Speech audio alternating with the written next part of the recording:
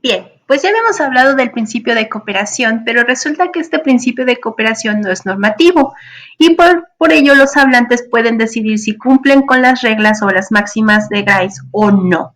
Y de hecho las rompemos todo el tiempo. Esto se le conoce como la violación de las máximas de Gauss. Las máximas se transgreden deliberadamente con fines comunicativos concretos. Pueden ser estilísticos, retóricos, de humor, de ironía, de sarcasmo, etcétera. Y esto es lo que hace que tengamos un buen funcionamiento del acto comunicativo, porque si siempre respetáramos las máximas, pues no podríamos tener ironía, sarcasmo, humor y todas aquellas cosas que hacen más ricas la comunicación. Por ejemplo, las tautologías, que son fórmulas verdaderas en todo sentido, son una transgresión a la máxima de cantidad porque no resultan informativas. Por ejemplo, si yo digo, bésame con tus besos, con besos de tu boca, pues ahí estoy transgrediendo la máxima de cantidad. O también cuando decimos subir arriba. Entonces, un enunciado como un premio es un premio pareciera no aportar nada nuevo y estar violando la máxima de cantidad. Sin embargo, si lo escuchamos en un determinado contexto, por ejemplo, en un concurso, y la persona A dice, me habría gustado ganar el primer premio en vez del tercero, y la mamá le dice, bueno, un premio es un premio, ahí lleva otro significado y ya no resulta sin aportar información. Estas transgresiones de la máxima de cualidad, tenemos muchas figuras como retóricas como lo son la metáfora o la ironía y están presentes muchísimo en los textos literarios o también en los chistes, en los memes y en todas aquellas formas que nosotros utilizamos para expresarnos, ¿no? Por ejemplo, acá tenemos, esta tomada del Buscón de Francisco de Quevedo y tenemos, comieron una comida eterna sin principio ni fin. Bien, aquí parecería, bueno, más bien se está violando la máxima de cualidad porque es un juego lingüístico. Al decir eterna, se trataría de una comida, pensaríamos que es una comida muy copiosa y que no tiene fin, pero al decir que no tuvo principio, pues pareciera que no hubo tal comida.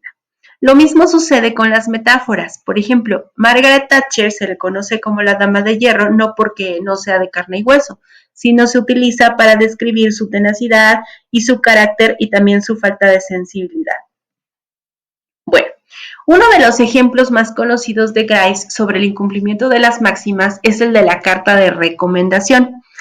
Un profesor, supongamos que tiene que escribir una carta de recomendación para un estudiante, pero resulta que este estudiante no es el más brillante. Entonces, en vez de decirle que no le va a escribir la carta, se la escribe y a la hora de redactarla, trata de resaltar lo positivo del estudiante. Y entonces escribe, estimado señor, el dominio de la lengua que posee el señor X es excelente y su asistencia a clase ha sido regular. Bueno, ¿qué pasó aquí? No podemos dudar por lo que escribe el profesor de las habilidades lingüísticas del alumno ni tampoco de su asistencia. Pero ¿cuáles son las implicaturas que podemos extraer de esa carta? Pues podemos ver que él no está enfatizando en las cosas negativas y no nos está diciendo cómo es en realidad él como estudiante de filosofía. Por lo tanto, podríamos deducir que el señor X no es un gran filósofo. Pero, ¿qué pasó con el autor? Bueno, pues el autor de la carta tuvo que elegir entre mentir o faltar así a la máxima de cualidad o entre ocultar información y resaltar otras cualidades, incumpliendo la máxima de cantidad. Y como pueden ver, lo hacemos todo el tiempo. Otro ejemplo pueden ser las transgresiones a la máxima de manera o de modalidad. Cuando el hablante hace un circunloquio al hablar, es decir, que da muchos rodeos y demasiada información antes de decir lo que es, ¿no? Y así falta a la submáxima de la brevedad. Por ejemplo, no sé si alguna vez vieron a Derbez en el Superportero cuando decía, en vez de decir Kleenex, di pañuelo que sirve para, no sé, limpiarte la nariz, ¿ok?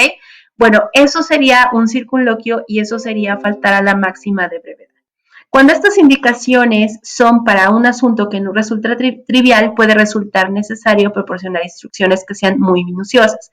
Entonces, nosotros como hablantes decidimos cuándo seguimos las reglas y cuándo transgredemos estas máximas.